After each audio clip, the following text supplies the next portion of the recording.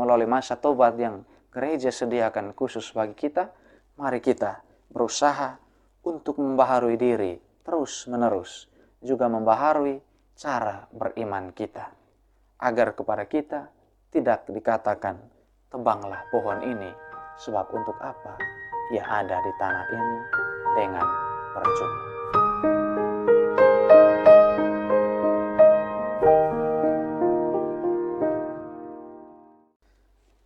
Bacaan diambil dari Injil Lukas bab 13 ayat 1 sampai 9. Pada waktu itu datanglah kepada Yesus beberapa orang membawa kabar tentang orang-orang Galilea yang darahnya dicampurkan Pilatus dengan darah korban yang mereka persembahkan.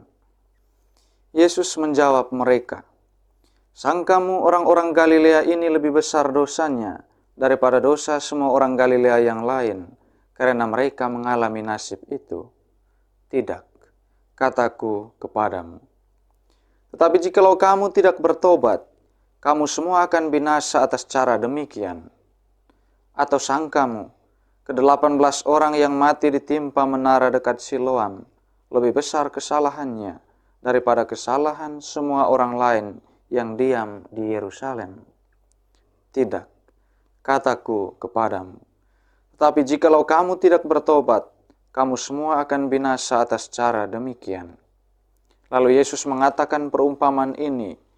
Seorang mempunyai pohon ara yang tumbuh di kebun anggurnya, dan ia datang untuk mencari buah pada pohon itu, tetapi ia tidak menemukannya. Lalu ia berkata kepada pengurus kebun anggur itu, "Sudah 3 tahun aku datang mencari buah pada pohon ara ini, dan aku tidak menemukannya. Tebanglah pohon ini, untuk apa ia hidup di tanah ini dengan percuma?" Jawab orang itu, "Tuan, biarkanlah dia tumbuh tahun ini lagi. Aku akan mencangkul tanah sekelilingnya dan memberi pupuk kepadanya. Mungkin tahun depan ia berbuah. Jika tidak, tebanglah dia." Demikianlah sabda Tuhan. Terpujilah Kristus.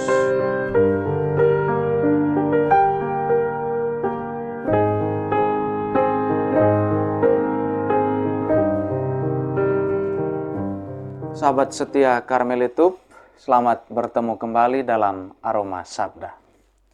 Dalam kesempatan kali ini, saya hendak mengajak kita untuk bermenung tentang satu tema, yaitu dosa dan penderitaan. Dalam permenungan ini, saya hendak membaginya ke dalam 2 bagian agar menjadi jelas bagi kita. Bagian pertama kita akan melihat apa sajakah ide-ide pokok dari Injil yang hari ini kita dengar bersama. Dan bagian kedua, kita akan melihat secara praktis apa yang menjadi pesan konkret bagi kita. Bagian pertama, Injil menampilkan 2 kisah tentang kesalahpahaman orang Yahudi akan makna dosa dan penderitaan.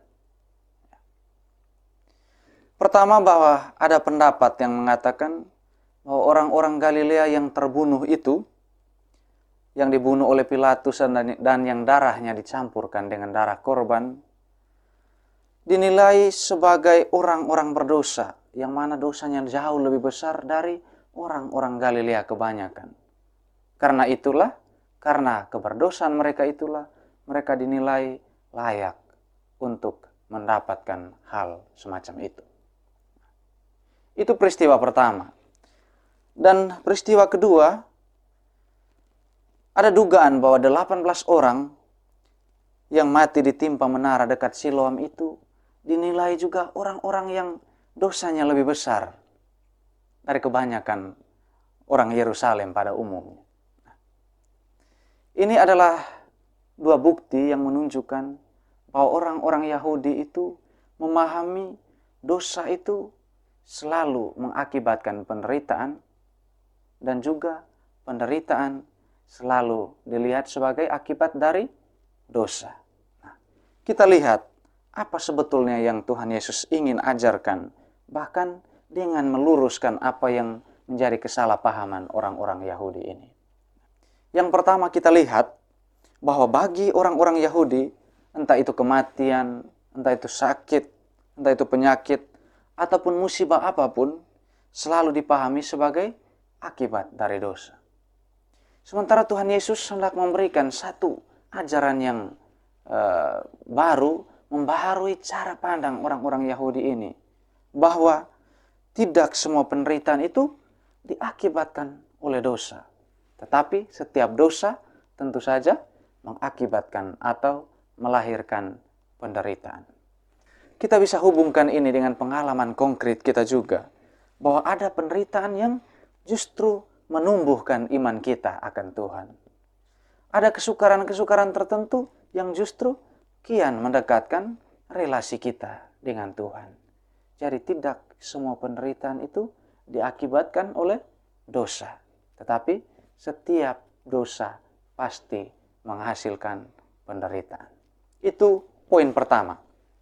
Yang kedua, Tuhan Yesus hendak memberikan satu peringatan kepada para pendengarnya untuk tidak mereka-reka atau menafsirkan secara bebas tentang satu peristiwa yang terjadi di sekitar kita.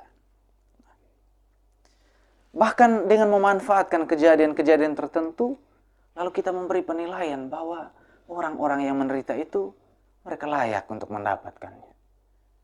Mereka patut untuk mendapatkan itu. Seolah-olah karena penderitaan itulah, mereka harus dipandang sebagai pendosa-pendosa yang besar. Inilah yang Tuhan Yesus ingatkan dalam bacaan hari ini, bahwa sangkamu orang-orang Galilea ini lebih besar dosanya daripada dosa-dosamu. Tuhan katakan, tidak, aku berkata kepadamu, tidak demikian. Maka untuk pengalaman-pengalaman tertentu yang mana kita kerap kali memakai ukuran-ukuran kita untuk menilai dan mengukur orang lain, hari ini Tuhan seperti mengajak kita untuk mengatakan bahwa baiklah setiap kejatuhan atau pengalaman-pengalaman tidak beruntung yang dialami oleh orang-orang lain, itu juga menjadi satu kesempatan bagi kita untuk mengevaluasi diri. Bahkan melalui kejatuhan-kejatuhan orang itu, kita diajak untuk melihat sejauh mana keadaan diri kita. Bukannya sebaliknya, malah menganggap diri benar di hadapan kejatuhan-kejatuhan orang lain. Yang juga mungkin saja itu kita lakukan. Dan yang ketiga yang ingin Tuhan Yesus luruskan melalui Injil hari ini, bahwa dengan cerita-cerita tadi, bahwa ada orang yang menderita, bahwa ada orang yang meninggal, bahwa ada orang yang menderita sakit berkepanjangan dan musibah-musibah segala macam yang dialami secara personal, Tuhan hendak mengatakan bahwa itu pun bisa menjadi momen untuk membaharui diri. Karena Tuhan di akhir kisah-kisahnya yang ditawarkan kepada kita dalam masa tobat ini selalu mengajak kepada suatu bentuk pertobatan. Tuhan selalu mengakhiri cerita-ceritanya dan bahkan dalam Injil hari ini dengan suatu ajakan yang menggugah hati, bahwa jikalau kamu tidak bertobat, kamu pun akan binasa dengan cara demikian. Bahwa kita pun jika tidak bertobat akan sama dengan orang-orang beriman yang hidupnya jauh lebih dulu daripada kita. Bahwa Tuhan selalu menginginkan keselamatan dan kembalinya kita kepada jalan yang Ia kehendaki. Justru Ia gunakan melewat cara atau melalui pengalaman-pengalaman yang tidak mengenakan dalam hidup kita. Itu bagian yang pertama. Dan pada bagian yang kedua, kita melihat apa saja kepesan konkret yang bisa kita petik sebagai bekal yang perlu kita hidupi. Bahwa pertama, kita mesti bersikap lunak dalam mengecam orang lain. Karena kita mesti ingat juga bahwa kita ini bukan hanya pendosa, tetapi juga sama-sama berdosa seperti halnya orang-orang yang kita saksikan saat ini tengah mengalami kejatuhan. Bahkan kita pun mesti bertobat dari banyaknya dosa-dosa kita itu seperti halnya yang orang-orang Galilea itu lakukan. Dan yang kedua, secara konkret, Tuhan hendak mengajak kita bahwa orang-orang yang kerap menghakimi orang lain itu secara kejam, secara keras, tetapi mereka sendiri tidak mau bertobat, mereka ini justru akan mengalami kebinasaan yang lebih mengerikan lagi. Ini suatu tanda peringatan dari Tuhan, bahwa daripada kita sibuk melihat kesalahan dan kekurangan orang lain, baiklah kita lebih banyak sibuk untuk melihat ke dalam diri. Sejauh mana kita telah berkenan di hadapan Tuhan.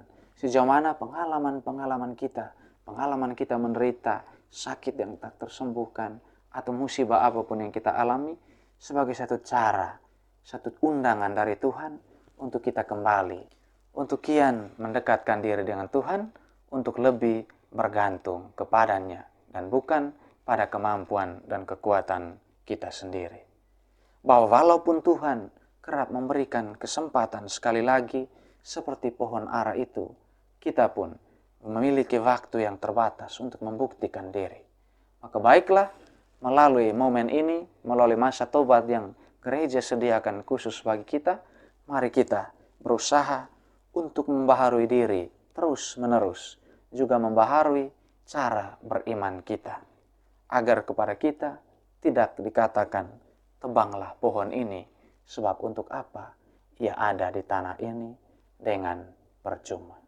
Tuhan memberkati. Mari kita mengundang penyertaan Tuhan melalui Roh Kudus-Nya, agar kita pun sungguh-sungguh dimampukan dalam melaksanakan niat hati kita untuk membaharui diri kita dari hari ke hari. Dalam nama Bapa dan Putra dan Roh Kudus. Amin. Bapa yang Maha Rahim, kami bersyukur bahwa Engkau berkenan mengutus Putramu untuk menjadi sahabat, guru, dan teladan bagi kami. Kami pun bersyukur bahwa melalui gereja-Mu yang kudus, kami Engkau beri kesempatan untuk sejenak bermenung, mengevaluasi diri, dan melihat kembali perjalanan iman kami.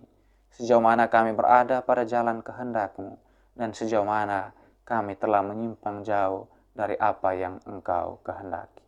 Bantulah kami ya Bapa, agar dalam masa-masa tobat dan pantang puasa ini, kami semakin teguh hati untuk mencari kehendak-Mu, untuk semakin mendekatkan diri dan mengandalkan Dikau dalam segala situasi hidup kami. Demi Kristus, Tuhan dan pengantara kami. Amin. Dalam nama Bapa dan Putra dan Roh Kudus. Amin.